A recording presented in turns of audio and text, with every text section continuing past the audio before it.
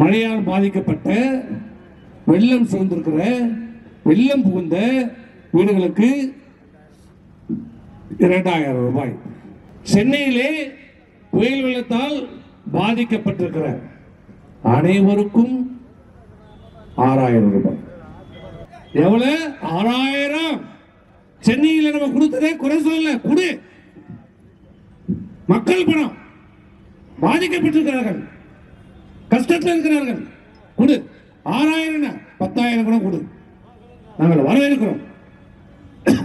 ஆனால் அதே புயல் இங்கே விழுப்புரம், கள்ளக்குறிச்சி, கடலூர் மாவட்டம் யாரு?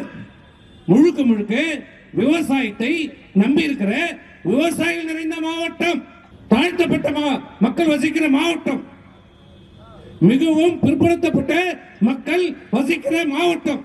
தொழிற்சாலை இல்லை, இங்கே வியாபாரம் கிடையாது, ஒரே வருமானம் விவசாயம், விவசாயத்தை சார்ந்த வருமானம். இதை தவிர வேற எந்த வருமானமும் இந்த மக்களுக்கு இல்லை. ஆனால் சென்னையிலே ஆட்டோ ஓட்டுவர்களுக்கும் 6000, சினிமாவிலே கதாநாயகனா நடித்திருக்கிற அவருக்கும் 6000, IAS அதிகாரிக்கும் 6000, அந்த IAS அதிகாரி டபேதாருக்கும் 6000.